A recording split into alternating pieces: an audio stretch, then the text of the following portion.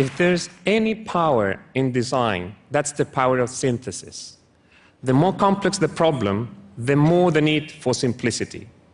So allow me to share 3 cases where we tried to apply design's power of synthesis. Let's start with the global challenge of urbanization. It's a fact that people is moving towards cities, and even if counterintuitive, it's good news. Evidence shows that people is better off in cities. But there's a problem that I would call the 3S menace. The scale, speed, and scarcity of means with which we will have to respond to this phenomenon has no precedence in history.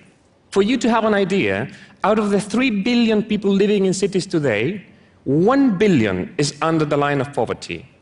By 2030, out of the 5 billion people that will be living in cities, 2 billion are going to be under the line of poverty. That means that we will have to build a 1 million people city per week with $10,000 per family during the next 15 years. A 1 million people city per week with $10,000 per family. If we don't solve this equation, it is not that people will stop coming to cities. They will come anyhow, but they will live in slums, favelas, and informal settlements. So what to do? Well, an answer may come from favelas and slums themselves. A clue could be in this question we were asked 10 years ago. We were asked to accommodate 100 families that had been occupying illegally half an hectare in the center of the city of Iquique in the north of Chile, using a $10,000 subsidy with which we had to buy the land, provide the infrastructure, and build the houses that in the best of the cases would be of around 40 square meters. And by the way, they said, the cost of the land, because it's in the center of the city, is 3 times more than what social housing can normally afford. Due to the difficulty of the question, we decided to include the families in the process of understanding the constraints. And we started a participatory design process and testing what was available there in the market. Detached houses, 30 families could be accommodated. Row houses, 60 families. The only way to accommodate all of them was by building in height. And they threatened us to go to a hunger strike if we even dare to offer this as a solution, because they could not make the tiny apartments expand. So the conclusion with the families, and this is important, not our conclusion, with the families was that we had a problem. We had to innovate. So what did we do? Well, a middle-class family lives reasonably well in around 80 square meters. But when there's no money, what the market does is to reduce the size of the house to 40 square meters. What we said was, what if, instead of thinking of 40 square meters as a small house, why don't we consider it half of a good one? When you rephrase the problem as half of a good house instead of a small one, the key question is, which half do we do? And we thought we had to do with public money the half that families won't be able to do individually. We identified 5 design conditions that belong to the hard half of a house, and we went back to the families to do 2 things: join forces and split tasks. Our design was something in between a building and a house. As a building, it could pay for expensive, well-located land. And as a house, it could expand. If in the process of not being expelled to the periphery while getting a house, families kept their network and their jobs, we knew that the expansion would begin right away. So we went from this initial social housing to a middle-class unit achieved by families themselves within a couple of weeks. This was our first project in Iquique 10 years ago. This is our last project in Chile. Different designs, same principle. You provide a frame, and from then on, families take over. So, the purpose of design, trying to understand and trying to give an answer to the 3S menace, scale, speed, and scarcity, is to channel people's own building capacity. We won't solve the 1 million people per week equation unless we use people's own power for building. So, with the right design, slums and favelas may not be the problem, but actually the only possible solution. The second case is how design can contribute to sustainability.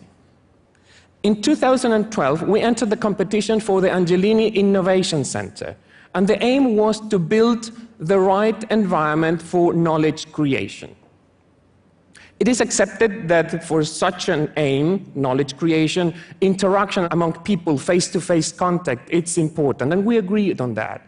But for us, the question of the right environment was a very literal question. We wanted to have a working space with the right light, with the right temperature, with the right air.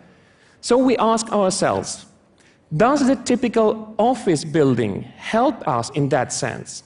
Well, how does that building look typically? It's a collection of floors, one on top of each other, with a core in the center, with elevators, stairs, pipes, wires, everything, and then a glass skin on the outside that, due to direct sun radiation, creates a huge greenhouse effect inside. In addition to that, let's say a guy working on the 7th floor goes every single day through the 3rd floor but has no idea what the guy on that floor is working on. So we thought, well, maybe we have to turn this skin inside out. And what we did was, let's have an open atrium, a hollowed core, the same collection of floors, but have the walls and the mass in the perimeter, so that when the sun hits, it's not impacting directly a glass, but a wall. When you have an open atrium inside, you're able to see what others are doing from within the building, and you have a better way to control light. And when you place the mass and the walls in the perimeter, then you're preventing direct sun radiation. You may also open those windows and get cross-ventilation. We just made those openings of such a scale that they could work as elevated squares, outdoor spaces throughout the entire height of the building. None of this is rocket science. You don't require sophisticated programming. It's not about technology. This is just archaic, primitive common sense. And by using common sense, we went from 120 kilowatts per square meter per year, which is the typical energy consumption for cooling a glass tower, to 40 kilowatts per square meter per year. So with the right design, sustainability is nothing but the rigorous use of common sense. Last case I would like to share is how design can provide more comprehensive answers against natural disasters. You may know that Chile in 2010 was hit by an 8.8 Richter scale earthquake and tsunami. And we were called to work in the reconstruction of the Constitution in the southern part of the country. We were given 100 days, 3 months, to design almost everything, from public buildings to public space, street grid, the transportation, housing, and mainly how to protect the city against future tsunamis. This was new in Chilean urban design, and there were in the air a couple of alternatives. First one, forbid installation on ground zero, $30 million spent mainly in land expropriation. This is exactly what's being discussed in Japan nowadays. And if you have a disciplined population like the Japanese, this may work. But we know that in Chile, this land is going to be occupied illegally anyhow. So this alternative was unrealistic and undesirable. Second alternative, build big wall, heavy infrastructure to resist the energy of the waves. This alternative was conveniently lobbied by big building companies because it meant $42 million in contracts, and was also politically preferred because it required no land expropriation. But Japan proved that trying to resist the force of nature is useless. So this alternative was irresponsible. As in the housing process, we had to include the community in the way of finding a solution for this, and we started a participatory design process.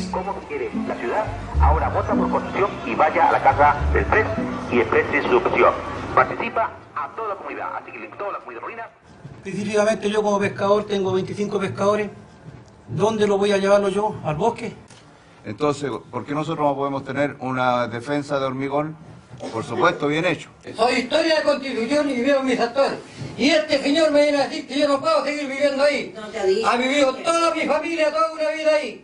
Crié a mis hijos y mis hijos criarán a sus hijos, y mis hijos y mis nietos y todo. Pero ¿por qué me viene a imponer usted? Él me está imponiendo. Mi zona de riesgo yo no puedo autorizar a construir. No nieves. Él mismo lo está diciendo. No.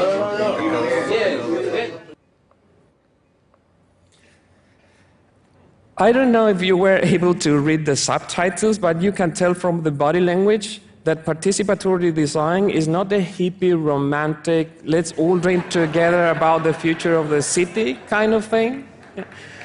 It is actually not even with the families trying to find the right answer. It is mainly trying to identify with precision what is the right question. There's nothing worse than answering well the wrong question. So it was pretty obvious after this process that, well, we chicken out here and go away because it's too tense, or we go even farther in asking what else is bothering you, what other problems do you have, and you want us to take care now that the city will have to be think from scratch. And what they said was, look, fine to protect the city against future tsunamis, we really appreciate, but the next one is going to come in, 20 years? But every single year we have problems of flooding due to rain. In addition, we're in the middle of the forest region of the country, and our public space sucks. It's poor and it's scarce. And the origin of the city, our identity, is not really connected to the buildings that fell. It is connected to the river. But the river cannot be accessed publicly because its shores are privately owned. So we thought that we had to produce a third alternative. And our approach was against geographical threats, have geographical answers. What if, in between the city and the sea, we have a forest. A forest that doesn't try to resist the energy of nature, but dissipates it by introducing friction. A forest that may be able to laminate the water and prevent the flooding, that may pay the debt, the historical debt of public space. And they may provide, finally, democratic access to the river. So as a conclusion of the participatory design, the alternative was validated politically and socially, but there was still the problem of the cost. $48 million. So what we did was a survey in the public investment system and found out that there were 3 ministries with 3 projects in the exact same place, not knowing of the existence of the other projects. The sum of them, $52 million. So design's power of synthesis is trying to make a more efficient use of the scarcest resource in cities, which is not money, but coordination. By doing so, we were able to save $4 million, and that is why the forest is today under construction. So, be it the force of self-construction, the force of common sense, or the force of nature, all these forces need to be translated into form. And what that form is modeling and shaping is not cement, bricks, or wood. It is life itself. Design's power of synthesis is just an attempt to put at the innermost core of architecture the force of life. Thank you so much.